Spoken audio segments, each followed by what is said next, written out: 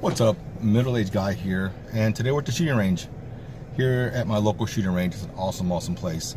I'm here to sight in that 3030 that I reviewed the other day. As you recall, we had issues with that when I was trying to mount the scope. I couldn't get the little screws out of it without stripping them, so I took it to the gunsmith and he removed the screws, and I also had to mount the scope while he was there. I mean, that way they could level it and laser bore sight it. I know laser bore sighting isn't always accurate, but at least if it gets me on paper, good deal. So today we'll be doing two things. One, I'll be sighting in at 30-30, and I'm going to be sighting it in at 100 yards at dead zero, and then I'll step back to 50 and then to 25 and make note of where I'm hitting. From there, I think they have a 150 yard lane here. If they do, I'll take it there and make note of that and see where we're hitting there.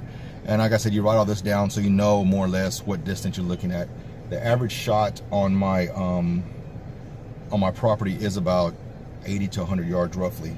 So yeah, it's we're well within that range, so it'll be good. The reason I have the scope on it is because I have a lot of coverage in my area. I need to make sure I know what I'm shooting at and make sure I got a clean shot. It's just too much to do with iron sights. I don't have the luxury of having like wide open areas there, so better be safe than sorry. More respect to what we're hunting, and you know, we don't want them to suffer. Also, I'll be reviewing this ear protection I have, this Walker Razor. It's called the Patriot Edition. These right here, the electronic ones, got the little flag on them. Yay! I bought these on Amazon for $45, and when I bought them, they also came with this free case. So I think the case is like a $10 value, so it didn't turn out too bad. The reason I bought these was because, like I said, it's the electronic one, so once the shot goes off, it automatically kicks in and protects your hearing, but it also amplifies the noise, so when you're walking around you can hear what's around you. It has omnidirectional microphone, so you'll be able to hear what's going on. You know, it'll enhance that the ambient sound around you, which is a plus. It also has a headphone jack, which I really don't plan on using, because when I do go hunt, I kind of like just to be out there and be in the moment. It's the best thing to do. So we'll be testing these out too. Now, hopefully it won't take too long, so we'll see how it goes, and I'll see y'all out there.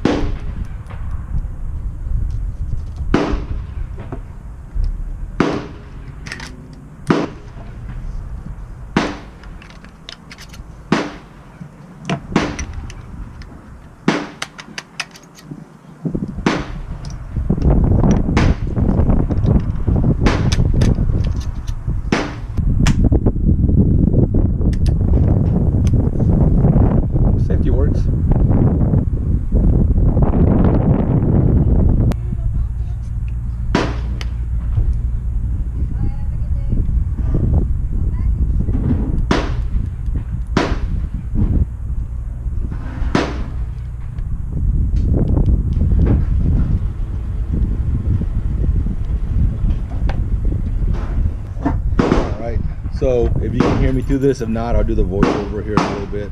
But I was 3 inches to the left, but as far as elevation, it was good. So I went ahead and adjusted the scope accordingly, and we're going to do the next 5 and see what we look like.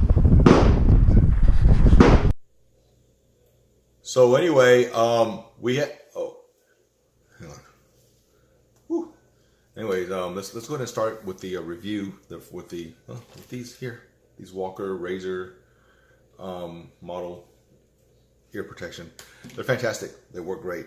The amplification of sound was perfect. I could hear the Rangemaster giving directions, and when the gunshots would go off, nice and quiet. Like them, really dig them. Thumbs up on that one. Good job. I'm really glad I bought them. Now with the sighting in of the 30-30, I ended up sighting in at about 3 inches above zero. If I'm not mistaken, my understanding, correct me if I'm wrong, means that I'll be able to hit that 8-inch kill zone. I guess you want to call it, on the animal, which is usually above the shoulder and the lungs, the heart, where the organs are. And it's roughly around 8-inch diameter on an animal. I should be able to hit that anywhere from pretty much 5 yards, I think, all the way out to about 250 yards within that 8-inch circumference. And that's what happens when you set it to 3 inches above zero. So that's where I left it. The other thing is, I didn't get to finish shooting because, you know, I didn't get to make it to the 150-yard line because they were doing construction and renovations, which is a plus. I'm cool with that. I didn't get to go to the 50 because those lanes were occupied. It was packed. And of course, this is typical because it is spring break. It is Texas. And everybody was out there shooting, having a good old time. People on dates, you know, couples. It was awesome. That's what I love about the state. But yeah, I got that sighted in thus far. I may take it out one more time before I go to the property, my property, which is probably going to be in a couple of weeks. So I need to get out there at least once more and take care of that. But yeah, and that's what we're looking at so far. The gun, the rifle, I should say, is a little rough.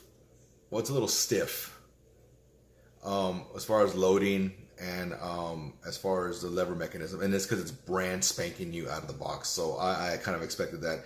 So, you know, I'd like to actually put more rounds through it to kind of, you know, break it in a little bit more. I'm pretty sure that that's going to change a lot of how it's shooting. So there's a break-in period, which I'm cool with. I'm not really intending on going hunting when I go out there in a couple of weeks. It's more of a maintenance trip. I just take the rifle just in case. But yeah, that was it. Had a great time. It's awesome getting out there to go shoot and stuff. And I just actually got a request from my wife, and she wants to go shoot tomorrow. So we'll probably be doing that, and I may be doing a short video on that also. Either way, I appreciate y'all hanging in there with me. This is Middle Aged Guy signing off. Y'all have a good one. Peace.